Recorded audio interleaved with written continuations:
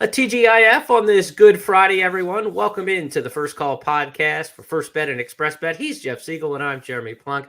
We've got a big weekend. On the Triple Crown Trail, this might be the biggest week of all because we really had three big races last weekend to review. We've got three big ones again this week going on. Santa Anita Derby still just a little bit off in the future, Jeff, on the horizon in a week's time with the Bluegrass. But man, we're going to learn a lot about this Triple Crown class coming up this weekend, with the Florida Derby, the UAE Derby overseas, and then, of course, the Arkansas Derby. This is one of the biggest weekends of the spring.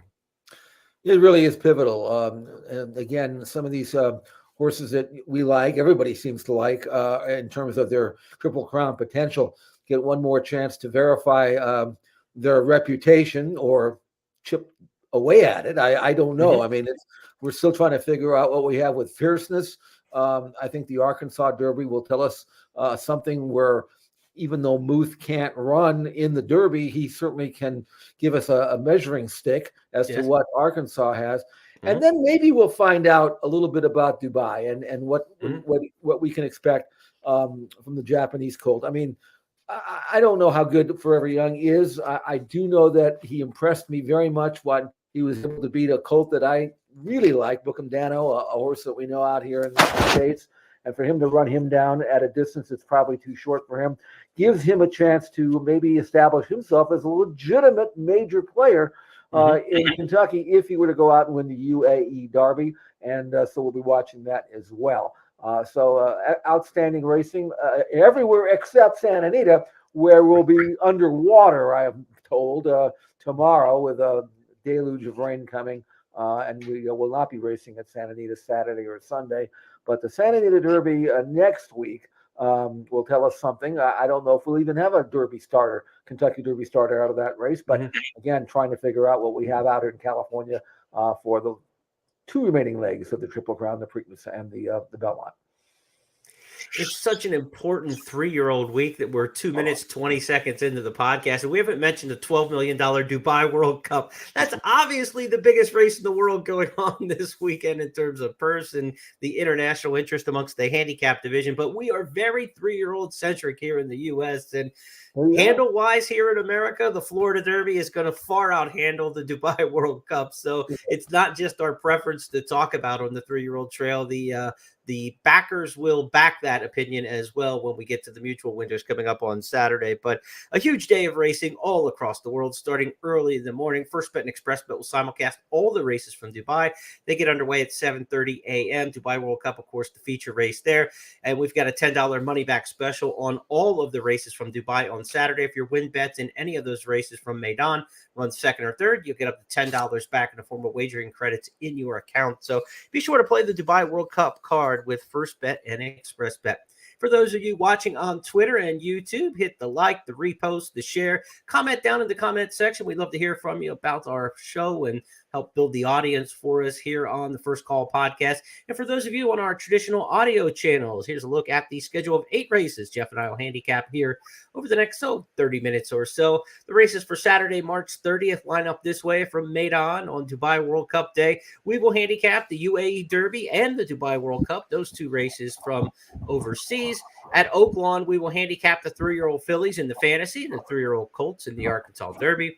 And at the Gulfstream Park, we go for 4 stakes races on an absolutely loaded card Saturday. The Pan American Stakes, the Orchid, those two on the turf. Then we'll go to the fillies in the Gulfstream Park Oaks, our Express Bet race of the week. And the Florida Derby will be our main event. That'll be our 8th and final race that we handicap. Tournament players, a lot going on this weekend. Today, on Friday, you can play in the $300 contest. That is a feeder towards the Florida Derby Challenge or the Santa Anita Derby Challenge. Be sure to play in that one today. That aforementioned Florida Derby Challenge, a $1,500 handicapping contest, is Saturday. So try to play today in the feeder for $300. You might make your way into that $1,500 contest, all expenses paid. And then on Sunday, we've got a $40 feeder for some future handicapping contests at Gulfstream Park. Our Exactathon promotion has been very popular this spring. We're running it back. $25,000 Exactathon on Saturday at Gulfstream Park. That means if you can hit an Exacta in 6 or more races on the big 14-race card for Florida Derby Day, you'll share in $20,000 in bonus money.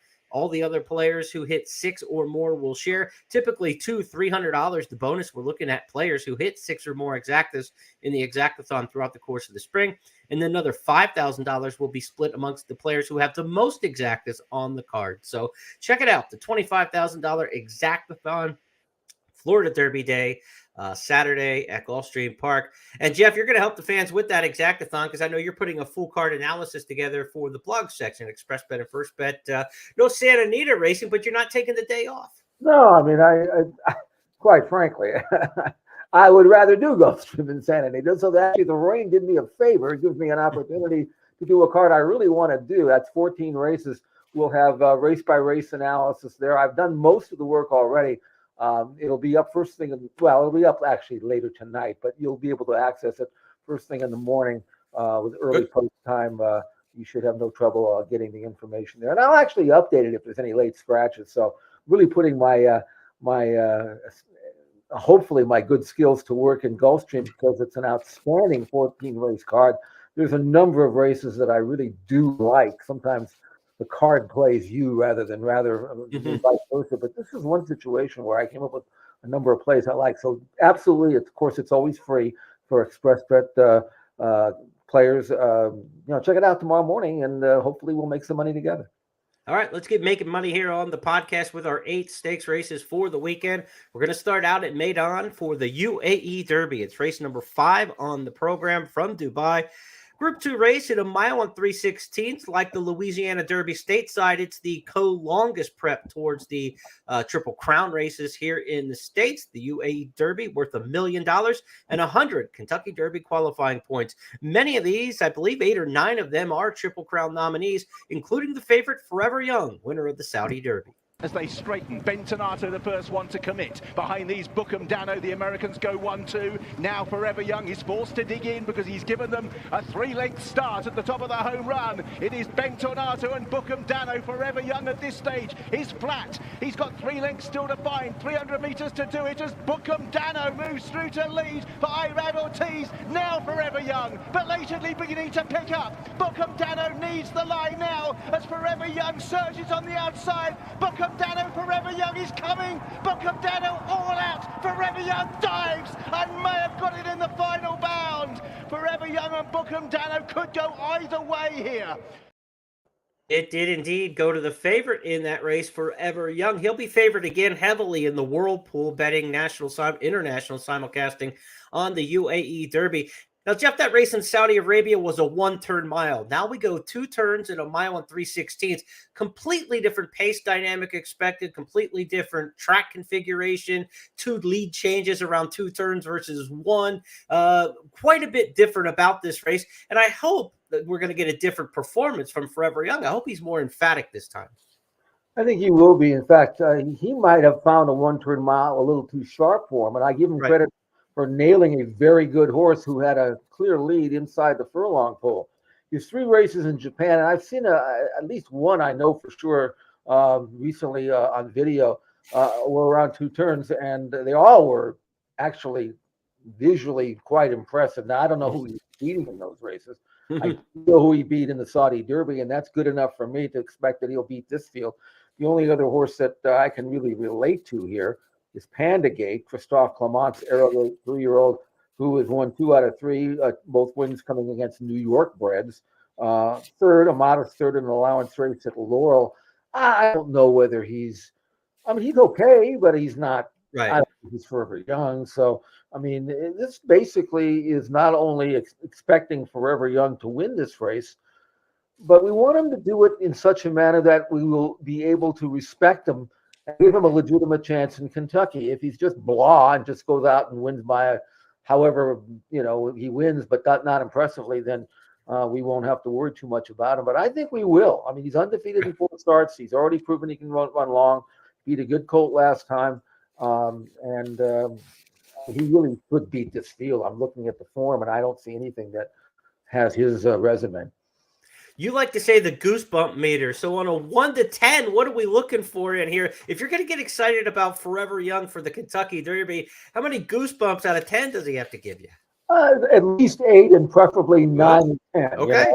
I mean, I don't want to, you know how it is where Usually, when you watch a race, your first impression is probably the correct one. You know Mhm. how you feel when you see a race. You'd say, "Yeah, you won, but nah, you know." But Right. then you go back and sometimes you look at certain things and maybe notice things that maybe you didn't notice, and you think, okay, this was actually a better race than I give him credit for. I'll up him on the scale a goose bump or two. But Mhm. no, you're right. I mean, he's going to have to blow me away to expect for him to come over, because I have seen horses come over in the past that I expected to run well and they haven't. Right. So if they don't really impress me, then I'm really not going to be too keen on their chances. But again, I think this is a really, really good colt, a legitimate colt, and I hope he shows it UAE Derby. We have to say it because it's a fact. I mean, every year's different, but no horse from the UAE Derby has ever finished in the top 4 in the Kentucky Derby. You got to go to Master of Foxhounds that ran 5th in the Kentucky Derby, or Master of Hounds, the only horse who's running the top 5 in the Derby. I believe 19 starters, 0 for 19, none of them in the money. So I would think that this will be a very legitimate Kentucky Derby contender if Forever Young hits that 8, 9, 10 on Jeff's Goosebump scale this weekend. I'll let you know what We it is. will find out. I'll give you a good scientific count next Tuesday on It's Official. How about that? That's what we need to hear. Now, we also have 2 in here for Aiden O'Brien, who frequents this race with horses that are Triple Crown nominees on occasion to see will they handle the dirt, right? He's got a couple horses that have run on the turf and on synthetic. Navy Seal was terrible in the Patent Stake last time. It was just a 3-horse field. Scratch Down was supposed to basically be a walkover for him. He ran 3rd of 3. I don't know what he's going to do on a different surface now. 3rd time out or the 3rd last time in the Patent again, but again in a 3-horse field for Navy Seal. It looks like the stronger of the Aiden O'Briens to me would be Henry Adams, because Ryan Moore's taking them out there. That's usually your tell with the Aiden O'Brien stable. He's by no name never, but out of a Galileo mare, so there's speed on top, brilliance on top, stamina on the bottom. A good pedigree for Henry Adams, a horse who was 4th in the Dewhurst last year, 4th in a Group 1 at Longchamp. So he's internationally has some claim about him, but he's never run beyond 7 furlongs. Now he's got to go a mile and 3/16 around 2 turns to the dirt surface and make the long trip from Ireland to Dubai. I don't know what we're going to get out of Henry Adams, but he was only beaten 6 lengths by City of Troy. He's probably the best 2-year-old in the world last year. Let's see what Henry Adams has in here. He could be a horse for the Kentucky Derby if he runs well. You're probably going to have to run 1-2 in this race to make the Derby field. 150, 100 to the winner, 50 to second, 25 to third. Maybe third would get you in the field this year for the Kentucky Derby. That's going to be very close, but certainly you want to run 1-2 out of this race if you want to make the Kentucky Derby field. Let's turn the page now to the Dubai World Cup. It's race number 8, or race number 9, I should say, on the 9 race card. That 8th race we're not going to handicap, but the Longines Dubai Shima Classic, 10 Group 1 winners in there. 2 of them Breeders' Cup turf winners, Auguste Rodin and others. What a field that's going to be. But to the Dubai World Cup, we go in race number 9 to get Jeff's handicapping thoughts on this one. A field of 12. You have the defending champion, Ushba Tesoro, amongst the runners. You've got the rags to riches story in some respects of Senor Buscador from America. Newgate for Bob Baffert, a field that has a lot of names, Jeff, that fans are familiar with from American racing. Derma Sotogake, of course, over here last year for a 2nd in the Breeders' Cup Classic and a Kentucky Derby run. Some expatriated American horses like Laurel River, who used to be in Southern California, now in the Middle East, defunded in that same boat. Clapton and Krupe coming from the U.S. to run overseas. So a real American influence in this year's Dubai World Cup. But this is not Cigar. This is not one of those Arrowgate Dubai World Cups. This is a balanced attack from America that lacks a standout star. That's correct. I tell you the truth, the turf race might be better than the dirt race this year, right? You mentioned.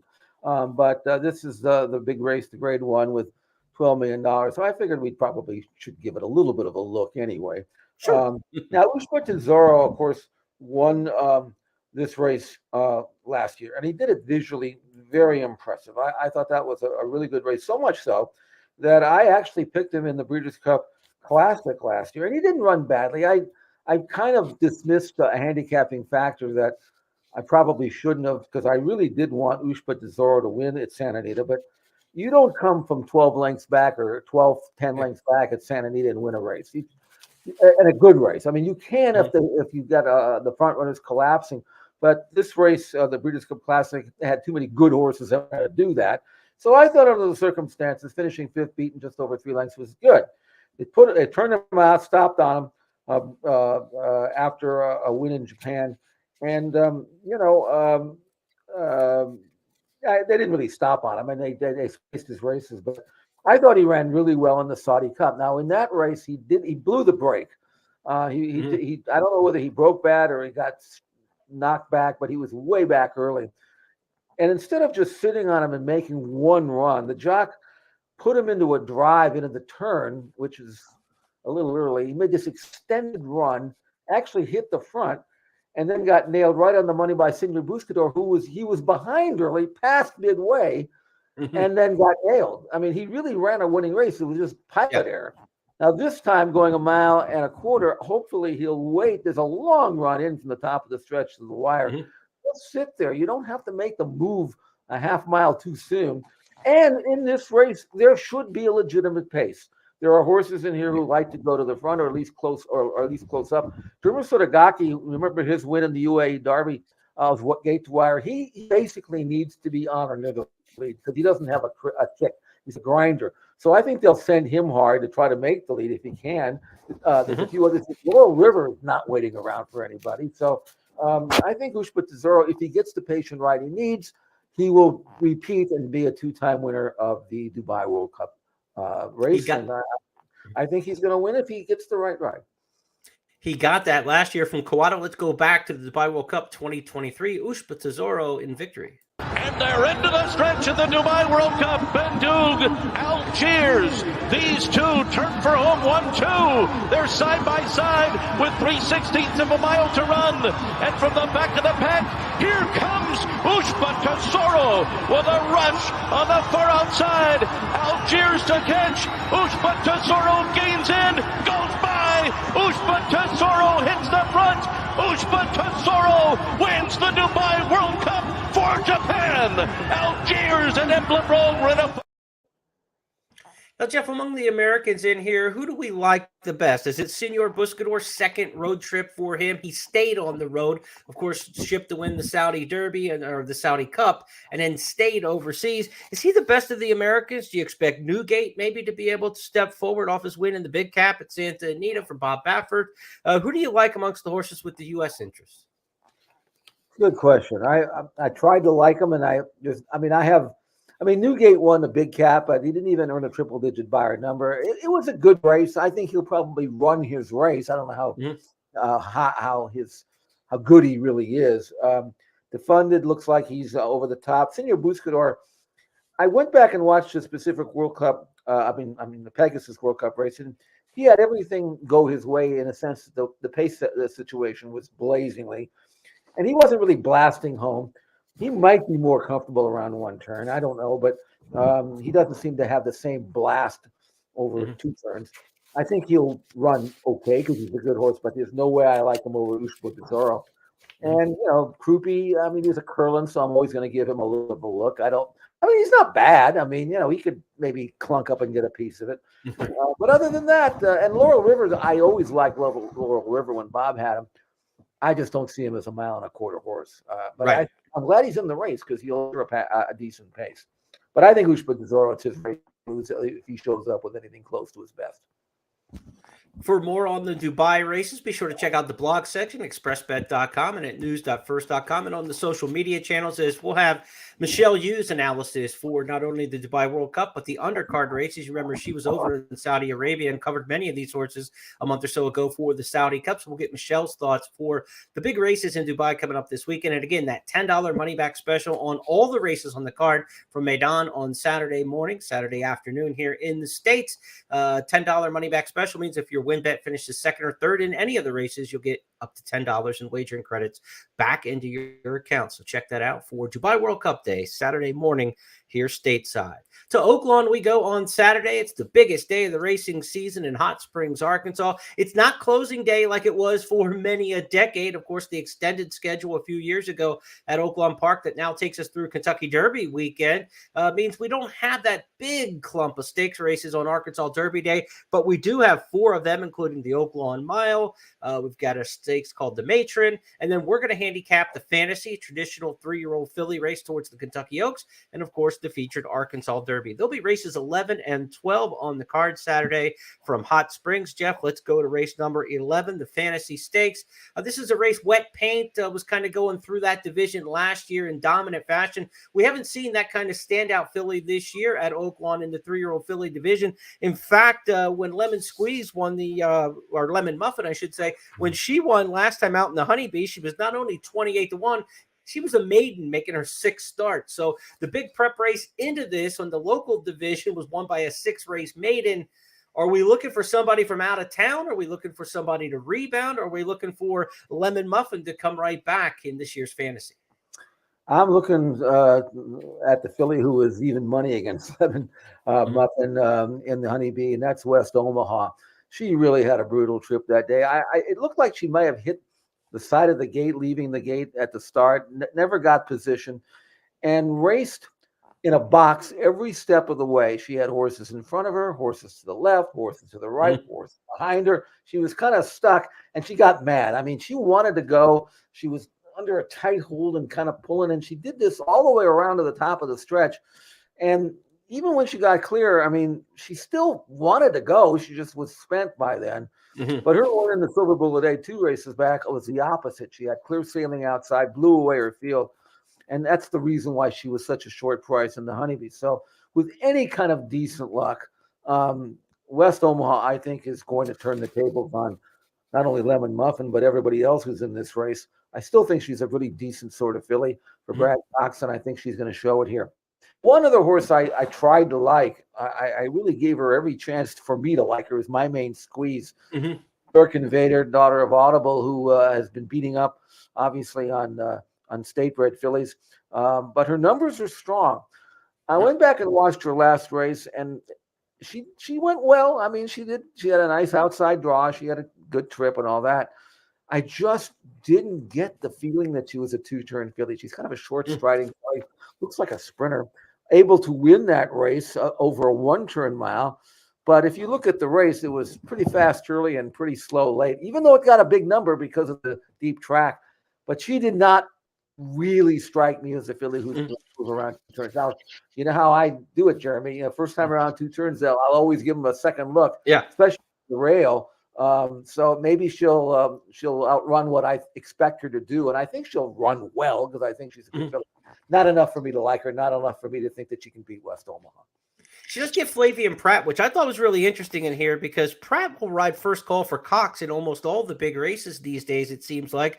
West Omaha gets a jockey change. Christian Torres, the local leading rider, was part of that nightmare trip last time, and Cox goes to the bullpen, but he gets Tyler Gaffleone, which is kind of just I mean, they team up a lot, and they team up very successfully, about 40% from 53 starts, according to the Racing Form statistics. Unbelievable jockey trainer combo. I would have just assumed Cox would have went to Pratt in here, but Pratt ends up on My Main Squeeze. He obviously didn't choose My Main Squeeze over West Omaha. I don't think that was the case, but just interesting that Pratt is available here, and Maker is able to get an A-list rider from that New York bred filly. Sprint the route, like you said, from the rail.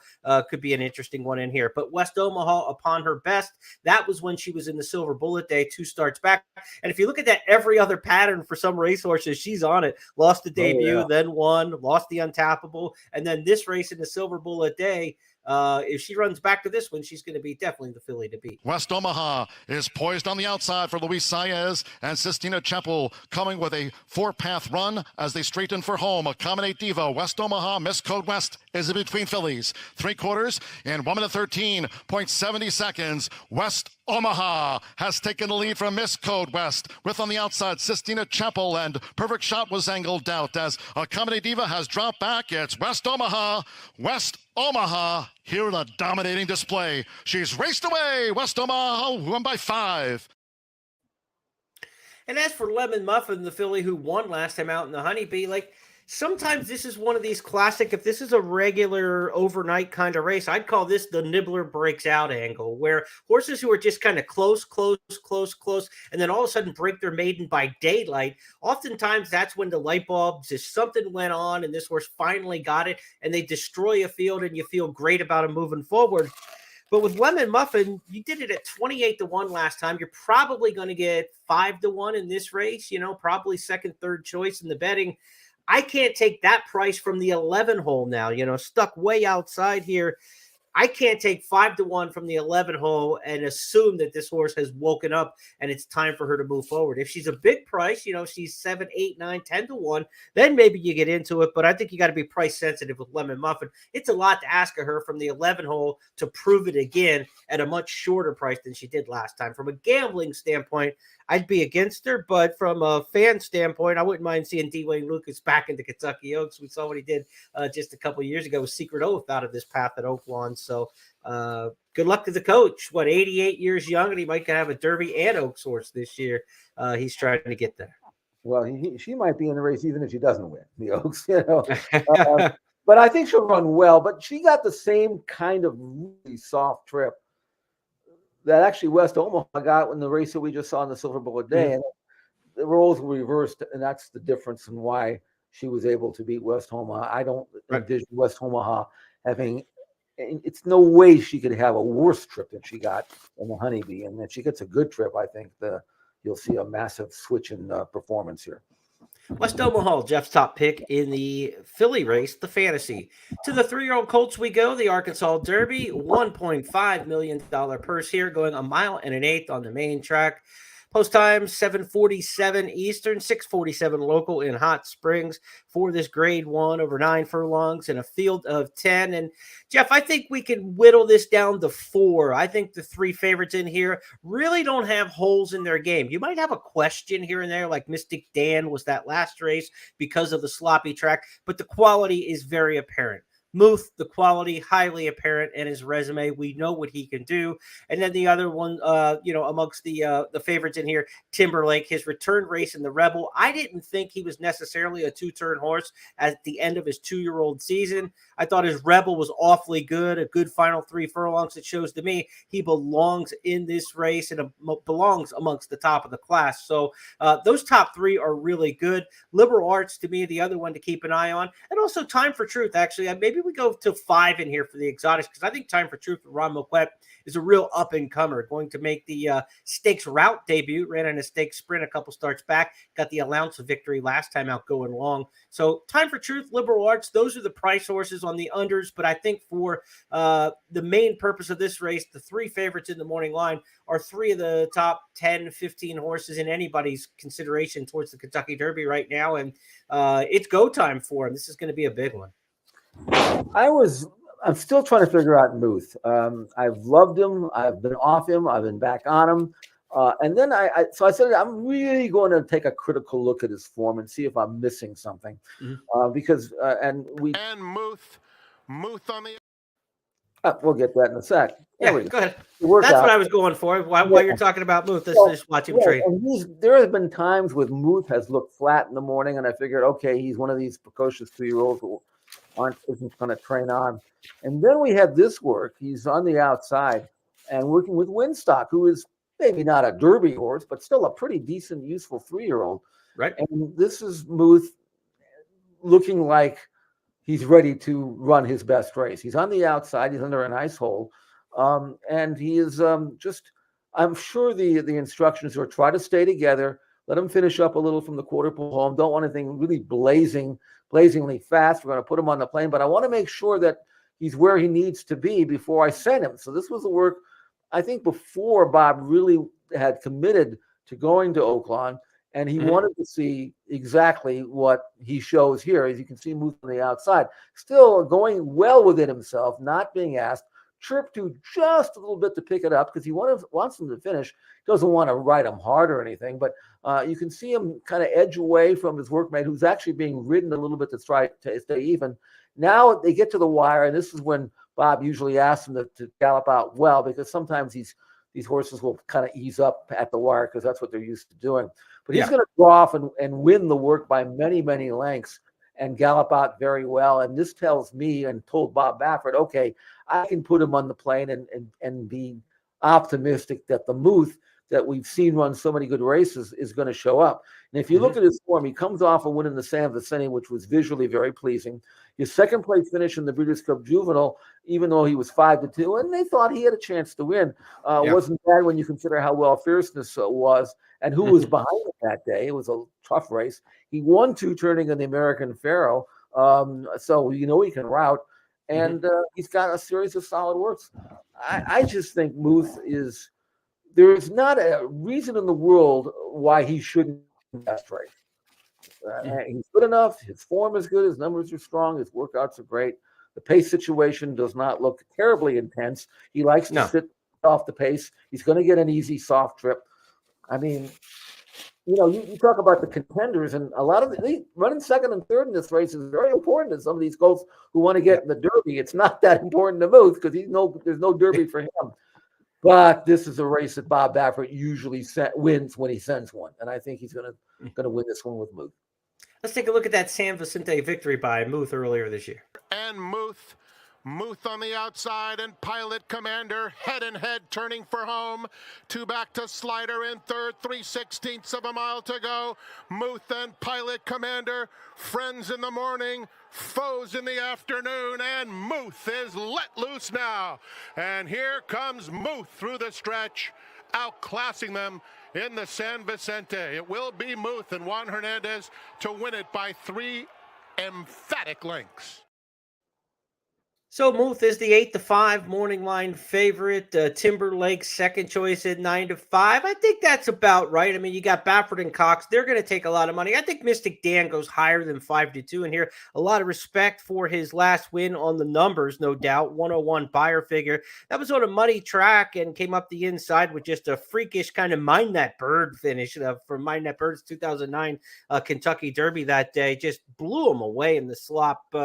Does Mystic Dan run back to that? If he does, he's obviously good enough to win this, Jeff. He's got a little bit of a tough post out there from post 9. I don't know where he's going to be pace-wise because he's a horse who pressed the pace in some of his previous starts. He was a little farther back in that race last time because he had an outside draw, and Brian Hernandez did a good job of just kind of taking back and getting over saving ground. I would imagine it worked so well, they're going to try to employ the same strategy, right? Take back with him, try to sit 5, 6, 7 lengths off what's going to be a quicker pace here today, and try to save some ground and make a run. What do you make of Mystic Dan's chances? I don't know, but he is the one horse that I really will be watching because I don't know what to make of him. If he's as good as he was, if he's as good as he showed in the Southwest over and off track, then he's definitely a major contender and maybe even a likely winner. But I have been fooled over the years too many times by great performances in an off track. And I will continue to be fooled. I haven't learned anything by now. I never will. Being, sucked in by horses who look terrific on an off track, and then you put them back on the dirt, dry land, and they revert to their dry land, dry track form, which does not make Mystic Dan look like a major contender. But, he's a 3-year-old. He's developing. Maybe that last muddy track race, maybe that's what he is right now. I hope to see it. I mean, we could use another major contender. So the one thing that I don't know about Timberlake. He did what he had to do in the Rebel. He did not score very high on the goosebumps factor. I mean, he was working it was a good race. The number was okay, not great. I think Muth will beat Timberlake. But if Mystic Dan shows up with his Southwest form, now we have a horse race. I will say quality of field wise, the Southwest was a tougher field than the Rebel. The Rebel was not that strong this year. Not a big heavyweight shipper to take on Timberlake in that particular spot. And remember, the Southwest was delayed because of weather by a week. So that made it 3 weeks between that race and the Rebel Stakes. So a couple of the big players, including 2 that are back in the Arkansas Derby, skipped the Rebel Stakes because it was too tight of a window. So Mystic Dan didn't run back on the 3 weeks, nor did Liberal Arts for Robbie Medina. So those 2 sat that race out. it made it a weaker edition of the Rebel than we're used to seeing that Timberlake defeated in there. And it also gives a little bit more time now to those two horses who skipped the Rebel, and now they're fresh and training up to this race. So I think both those horses out of the Southwest, Mystic Dan and Liberal Arts, are interesting in the Arkansas Derby, not only because they finished up so well. Liberal Arts was really rallying nicely. It doesn't look like it in the margins because the way Mystic Dan shot off at the end of the race, it looks like Liberal Arts kind of flattened out, but he didn't. He came with a nice, good sustained run, and in the galloped out exceptionally well. So I think both of those horses are moving towards a good effort in this particular spot. We'll see how it all shakes out in the Arkansas Derby. And, you know, a lot of these horses at Oaklawn have had a stop and go early part of the campaign because they missed so many training days in January. That's thrown the whole trail off at Oaklawn for the horses locally based. Think about this. The Smarty Jones winner came in from a fairgrounds base, Catching Freedom. In the Southwest, we saw that victory by Mystic Dan. He came in from fairgrounds. In the Rebel Stakes, we saw another fairgrounds horse come in and win that race in Timberlake, right? All these horses who've won the early preps were ones who did not have their training disrupted. They were all training somewhere else and vanned in for the race. We get that again. And in fact, the horses who ran in the Southwest and had that time where they missed the Rebel, they went back to their training places. So it was back to fairgrounds for Kenny McPeak's horse, Mystic Dan, who now returns, missed no time at all. It's been much better weather in Oaklawn the last month or two, by the way, and Fast Track predicted for Saturday. And Liberal Arts went back to the Thoroughbred Center in Lexington, Kentucky, where he normally trains in between starts. So it's been horses off the van and in the receiving barn who have been winning these races at Oaklawn this spring. We'll see if that shows up again. That's good news for Muth, who didn't miss much time at all in Southern California this year. One thing I want to mention about Liberal, because I know you like him, and I made a case about not knowing what Mystic Dan's going to do because his winning was on an off track. But I mentioned Liberal Arts because he really ran well when he won the Street Sense, floppy track race at Churchill, and then came and ran well in the mud again. So I don't know whether he's a mud freak or not. Right. He may not. Right. But one thing that I have a little bit more confidence in him is he's by Arrogate. He's not by Golden Fence. So Arrogate, I could see them developing regardless of surface and getting better and better and better. And as a son of Arrogate, I don't think we've seen anywhere near what Liberal Arts is going to be down the road, however down the road that is. Right. He's got a mare who was a really good race mare out here in California, California-bred daughter of Tribal Rule, who was mostly a sprinter. But if you get Arrogate, if you got an Arrogate, I don't care who you're out of, you got a chance to run on. And I mean, it's whatever price he's going to be. Liberal Arts to me is absolutely a must use in your underneath, maybe even on top, but certainly underneath actors and trifectas. Yeah, I think he's part of the gamble in this particular race, and that's going to use him as such up and down the exotics. Speaking of exotics, the Gulfstream Park will have an exactathon on Florida Derby Day Saturday on that 414 race card. If you can hit exactas in 6 or more races, you'll share in $20,000 in extra cash. Those exactathon bonuses have been $200-$300 almost every week going back into your account. So play the exactas, $2 exacta minimums to be in the exactathon, and make sure that you register for the promotion to play in those. We've got 4 stakes races to handicap now as we turn the page at Gulfstream Park to the Pan American Stakes. It'll be race number 6 on the card, our first of the stakes races to handicap in here. Jeff and I did not talk about our picks beforehand, but then once he sent me the format for the show, we're in pretty good agreement here at Gulfstream Park on Saturday. So, Jeff, let's start off here in the Pan American. We're both on Cortez. To me, I've got pure 12 furlongs written in my past performances. This one looks set for the distance. Christophe Clement, Joel Rosario teaming up here out of the 2-hole. He does so well with these Euro shippers and Cortez and English-bred gelding. 19 starts, 5 wins. Overall, 14 out of 19 in the frame, as they say over there. Plus, he's training really well. This gelding, and sometimes you don't see this from Euro shipping in, but this gelding looks like he's been here forever. He really is training well. He's the one that's going to trail early stock the workmate here. He's going to go to the outside, and he really does move well. He switches leads right on cue, which is like to see with these Euros right there. Smooth mover. And so I know he's fit and ready. He's run well fresh in the past, obviously in great hands. And I expect him to run back to his better races in Europe, which are good enough to beat this group. His time form ratings are consistently in the teens, which are good enough to beat this level of competition as he disappears behind the bushes and into the fog. I assure him, I'm assuming that he's still going well, which he is. And I went back and watched some of his video races. He lays close up. He's not some deep closing plotter. He's very handy. You put him wherever you want him. He switches off. He gives you a second move. He's in the 2-hole here, going 1.5 miles. He's going to draft in. He's going to save ground. I mean, he's 2-1, and that's probably what he should be. I know there will be players who like Tawny Port, who actually is a 9-5 morning line favorite, and I think he'll run his race. But I look at Tawny Port and I look at Cortez, and Cortez's race, I think his level of competition has been better than Tawny Port's. So I'm going with Cortez. There are several horses in here who are mile and a 16th types. To me, I think you got to focus on the real 12 furlong stamina sorts in here. Cortez would fit that bill. Of course, Tawny Port has morphed into that. And those are, to me, the two best long distance horses in this race. Starting over, the best of the Mike Makers maybe in here to go the 12 furlongs. Several Mike Maker trainees in here. You always have to respect the Maker runners going 1.5 miles on the grass. He just seems to have them in these kind of spots and should be in there with a chance. But I'm with you, Cortez. We're going to go with the international influence first time here stateside. Let's go next at Gulfstream Park on Saturday to the Orchid Stakes. This is the Philly version of what we just saw in the Pan American. Fillies and mares on the turf here going 1.5 miles, and it's Christophe Camont, Joel Rosario, and another import in here named La Manhada. And I'm with you on this one as well, Jeff. Let's just keep rolling through the victories together here on this Gulfstream card.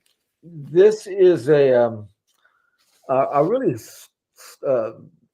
very consistent mare, 5-year-old mare running against top class horses. I went back and watched her last 2 races on video. The first one at Saint Cloud, left-handed track, kind of like Belmont Park. I've actually been there. Kind of a long, wide, long run in, left-handed, as I mentioned.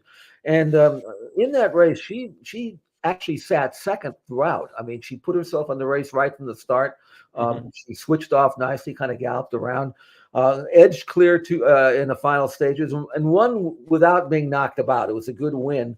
A race that was good enough to earn her a start in a Group 1 race at Longchamp over 1.75 miles the week before the Arc. I believe it was the week before the Arc. She was 19-1. She was really catching some monsters in that race. Sea Silk Run won it from off the pass. This mare was actually in front inside the furlong pole, and again used a good stalking trip to run well. She's got a good handy style of running. She's kind of a grinder, doesn't have a great turn of foot, but going 1.5 miles from the rail with Rosario, I would be really surprised if she's not right in frame every step of the way. I mean, right first, second, third, saving ground, grinding away. And again, based on her time form ratings, more than good enough to win a race like this. It's a good race, a lot of middle distance horses in here, but La Manhada definitely on resume has faced better, and I expect her to come up off the layoff and fire a winning shot. Our Callie Kim, one of the horses of the meet, will scratch out of this spot. She's been retired this week, so you're going to take our Callie Kim out of this spot off just a really sharp meet that she's had with La Proviante and the very one winner last time out. You mentioned some middle distance horses in here, surprisingly coming out of the Pegasus Filly and Mare Turf.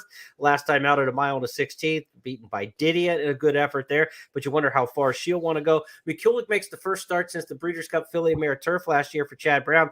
Interesting, I thought you go back and you look, how will she run off the layoff? In her first start from 22 to 23, they brought her back in the modesty at 1 mile and 1/8, and she didn't fire hardly at all that day when expected to run much better at 3-1. So form cycle, does she repeat that form cycle and need a race? 1.5 miles is not where you go if you need a race, I wouldn't think. So McCulloch to me is one to try to maybe take a stand against, but Chad Brown in a Filly and Mare Turf race, certainly he's had a better second half of the meet at Gulfstream than he did the first half of the meet, but the barn hasn't been firing in the division like we expect to see over the years in this Filly and Mare Turf division. To Gulfstream, we go now to the Gulfstream Park Oaks. Let's go to race number 11. It's the Express Bet race of the week. Gulfstream Park Oaks, 1 mile and a 16th. Of course, prep here towards the Kentucky Oaks potentially. We've got a field of 9 in this race, Jeff. We talked about Chad Brown's barn heating up a little bit more the second half of the Gulfstream meet.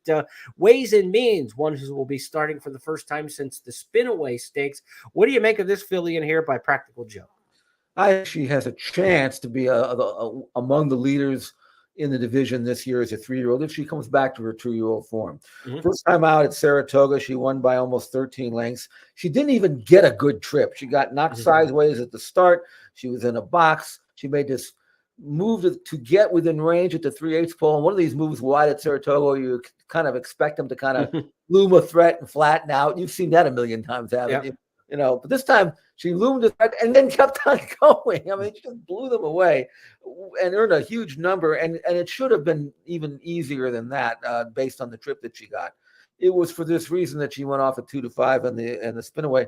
And another brutal trip. She okay, was allowed to settle, got into a box, wasn't real happy, loomed the threat wide, and then looked like she'd spent a lot of energy to get where she needed to get to be a factor.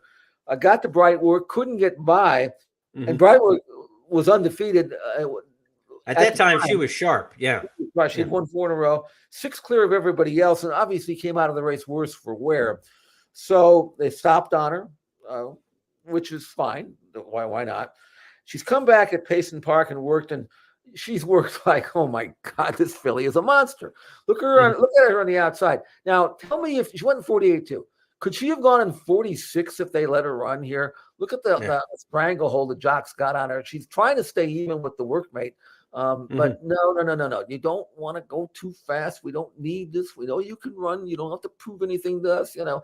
And she's still lifting out. This tells me, not only does it tell me that she's coming back at least as good, if not better than she left, but I don't think Chad would be rushing her back in this race if he didn't think she was ready. I mean, he didn't have to. He got the whole year. What's the rush, right? But I think he's probably gotten to her point here where I got to run her, and can she run long? I think she can run long. Can she run well fresh? No, she can do that. Why not run her? And that's why she's in here. We've seen enough Chad Brown works over the years to know that was a Secretariat Belmont Stakes-like margin of victory for a Chad Brown workout, like a long neck. I mean, they all finish right up together. Like you said, like I can put this horse away at any point in time, but that's not the MO of the barn. You know, it's to finish up on even terms. And like I said, she pulled off by a long neck, maybe a quarter to half length in that. And that's a big margin in a Brown work. That means you can't hold them anymore because they hit the wire like mirrors. Right. I mean, she galloped out to the 3/4 pole. It was a half-mile work. It might as well have been a 6 furlong. So that's what they do back there. Pletcher does the same thing where they work them a short distance, but they have a long run up to the pole, and then let them breeze on out. So, I mean, you can't just, California guys, if they're working in 3/4 and 12, you're working 3/4. I mean, you're going to work hard, but not back there. Their 3/4 works are really put down on the paper as half. But anyway, she looks great. And I really think she's got a chance, based on what we saw last year in New York at Saratoga, to be really a top performer in her division. She's just starting back, but I'm expecting her to come back and be outstanding.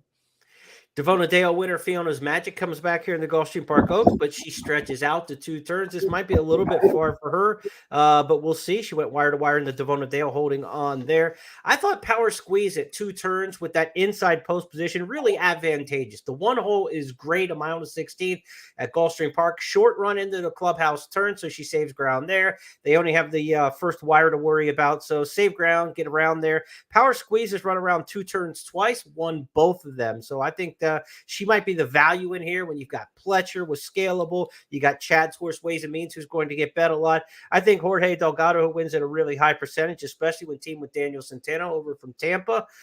I think Power Squeeze is going to be an interesting price in here. She's maybe not fast enough on numbers with some of these, but I'll tell you what, I like her going around 2 turns while some of the others have to answer the 2-turn question, including Ways and Means. But the way she worked and the way she showed her quality last year, Jeff, she's absolutely the filly to beat. I'm probably getting too cute by giving Power Squeeze the shot in here, but that would be the gamble there. I feel like your old partner, Aaron Veracruzzi there, where I'm taking a price horse in here in the teeth of something that looks awfully good. But You know, I think this one's got a shot in here. I like the 2 for 2 around 2 turns. So power squeeze for me in the Gulfstream Park Oaks. But if I'm playing a multi-race wager, I'm playing the exactathon, I'm certainly using ways and means in there on top. Yeah, you don't want to get knocked out by ways and means. The thing about power squeeze is on form she looks pretty good. On numbers she's slow. Right. But that's why you're going to get a price. I Yeah. mean, Yeah. she was fast on figures. It should be 5 to 2 or whatever. Now you're going to get more than that. And sometimes these fillies they step forward. Horses don't remain stagnant. They don't remain the same. They get better or they get worse. But the gamble is that they're going to continue to get better. And if you do that, then you get rewarded if you're right.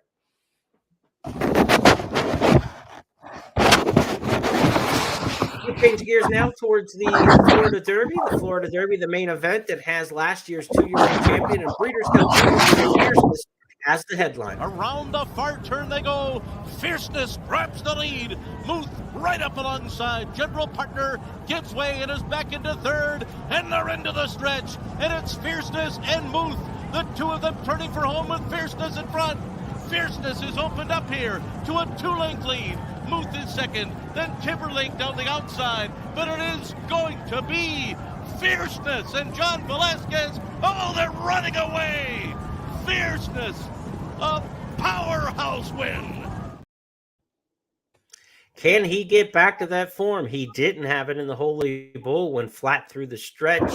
Mild trouble at the start, but I think people overblew the impact of that on the race because the horse he had mild trouble with the start was Domestic Product, who outran him for second in that same race, the Holy Bull. And of course, Domestic Product since comes back to win the Tampa Bay Derby. So it's Fierceness, the 8-5 morning line favorite. Brian Nadeau, the track morning line maker, Nadeau made this horse the favorite, and I think will be favored over Hades back again. I don't think the public's going to buy completely into the upset last time from Hades in a one-shot deal on the return. I think Fierceness will be fairly solidly favored again. Jeff, what do you say?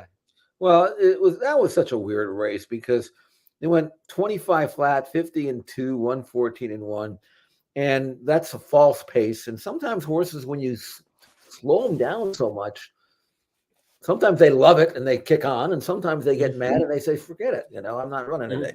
So I don't know what to make of Fierceness, but I can tell you this. We know how impressive he was in the Breeders' Cup Juvenile. So we know that if he runs back to that race, he's got a very good chance of likely being the winner.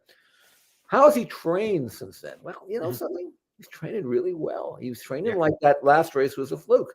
Here he is on the inside of Tuscan Sky. And here he's, this is a pristine trip. He's on the rail in front, nobody around him. So he's going to work well because that's the way he runs well. But you can see how easily he's doing it. And I mean, if you're Pletcher and you have him work like this, you say to yourself, how in the world does this horse not run well? It's not like I'm guessing that he can't run. We've seen what he can do, not once, but twice. Don't forget about his maiden win by 11 lengths in the 109-2 at Saratoga in the mud. So, I mean, it's not like he hasn't shown he can be brilliant on his best day. And he certainly was in this work. He's absolutely toying with a decent sort of Colton Tyson's Tuscan Sky. And he's galloping out. Well, this is what I talk about the gallop out, where they give him 5/8 and 101, but he's really working 7/8 here. So, I mean, he's fit. And the other thing is the way this race projects, Jeremy, is that Hades is going to go, and Fierceness is going to fold over, assuming he gets out of the gate and sit second or third. Same kind of trip he got in the Breeders' Cup. So he projects to have absolutely no excuses here. And I think even if he goes out and does what I think he's going to do, and that is win this race and win it stylishly, it's still not going to tell me whether he can take dirt, because I don't think he's going to get any dirt here. And that's why I think he's going to win. Yeah, being outside can be advantageous in that respect because he's not going to get any dirt. Even if he's sitting second or third, he's going to be out in the clear and avoid a lot of that kickback. What about Conquest Warrior in here? He's the X factor, the horse coming off of a maiden win and an allowance win for Shug McGahee. I really like the way he did it last time. He's proven over the 9 furlongs. Now he's got to be proven for class on the step up. He beat allowance horses going over this trip in 150-2.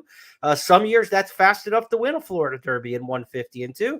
If Fierceness runs his race, we expect to see this race probably 149 and change if he runs one of his good races in here. What do you make of Conquest Warrior and his chances under Jose Ortiz? Well, I put his last race under the microscope. I watched it several times and focused on Conquest Warrior.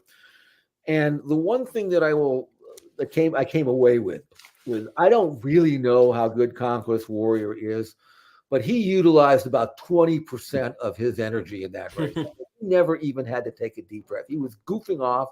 They didn't ask him to do anything other than win the race. He was up by 5. The race was over at the top of the stretch.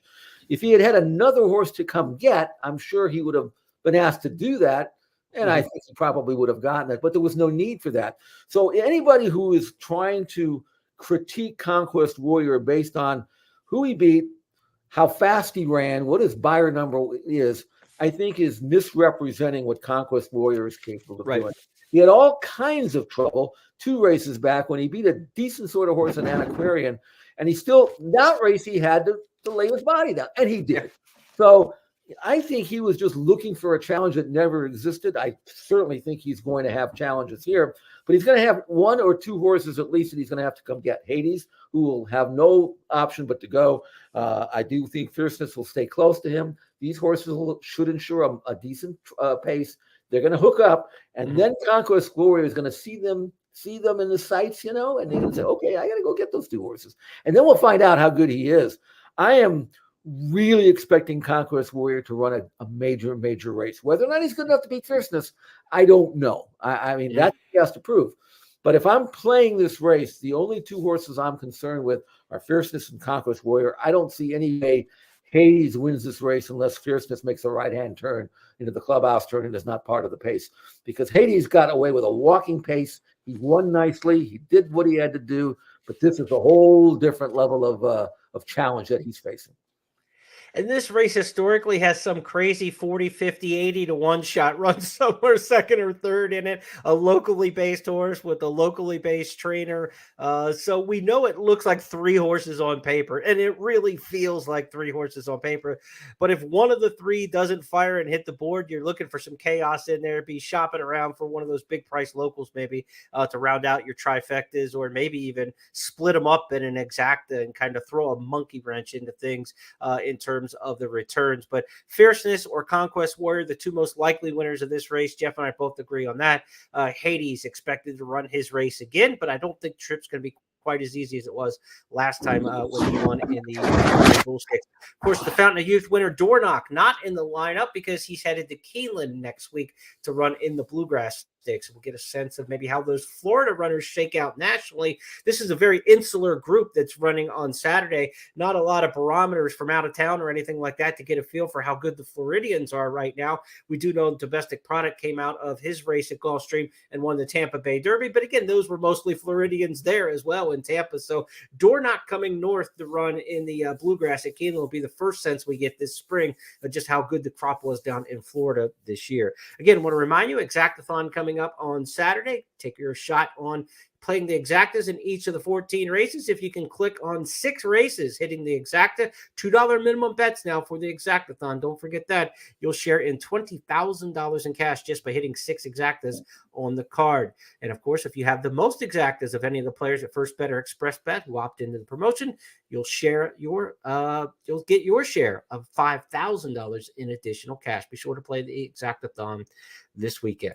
That's going to wrap up our handicapping for this First Call podcast for Saturday. Again, early start time, Dubai World Cup, 7:30 a.m., the first post time. The Arabians kick things off in the opener, then 8 thoroughbred races, culminating with the Dubai World Cup. That goes right around the start of the Gulfstream program. Gulfstream with the early start on Saturday, so there'll be some overlap between Dubai and the beginning of Florida Derby Day, as we traditionally see. One of the real fun, long days on the calendar, Jeff, but should be a great day of racing on Saturday. Remind fans on Sunday, for Easter Sunday at Gulfstream Park, there will be a mandatory payout in the Rainbow Six. Estimated pool could be $7.5 million, according to track officials. Based current carryover, I think, is around $700,000. They're going to put a lot of money into it Friday and Saturday. If nobody hits the Rainbow Six, they estimate $7.5 million in the pot for Sunday. No racing in New York on Sunday for Easter. No racing at Santa Anita. There is going to be a lot of interest on Easter Sunday in that mandatory pick 6 at Gulfstream. Looking forward to a great weekend of racing. I'll be home. No Santa Anita to go to. I'll be watching everything. If there's basketball, there's racing around the country that is critical to the Derby picture. Get up early and watch the races in Dubai. So it is going to be a a busy and fun day. And I like I say, I'll have the full card analysis for Gulfstream Park. A number of races I find playable and offering good value. So I'll be diving in there. So check out the full card analysis and express betting on my blogs at santanita.com and xptv.com, and follow along. Let's leave you one for the road. It's Eddie Olczyk's hat trick for Florida Derby Day on Saturday. Hey everybody, Florida Derby Day, what a day it will be at Gulfstream Park. Best of luck to everybody, and it's time for my hat trick. Let's start off in race 9, number 5, Shack Diesel. Turns back in distance, drops in class off the last effort. Lots of speed in here, I believe, to follow, and it sets up for a one-run type. Give me the Shack. Race 9, number 5, Shack Diesel. Let's go to race 13. I'm going to go with Ice Chocolat. Finally gets an inside pose position. The last 4 races, just absolutely awful draws, but the horse has still been running well. Drops in class. I think all systems go here. Second pick of the day is in race 13, Ice Chocolat. And the big race of the day, race number 14, the Florida Derby. I'm going to go with number 9, Conquest Warrior. Visually impressive in the last. I know it's a huge step up from an allowance race, but if the legendary Hall of Famer Shug McGahee thinks this horse is ready, then I'm going to get to be able to play this horse right on the nose. That's good enough for me. The value should be there. Probably going to end up being the second choice, but I will take my chance with number 9, Conquest Warrior, to finish my hat trick in race 14, the Florida Derby. Have a great day, everybody.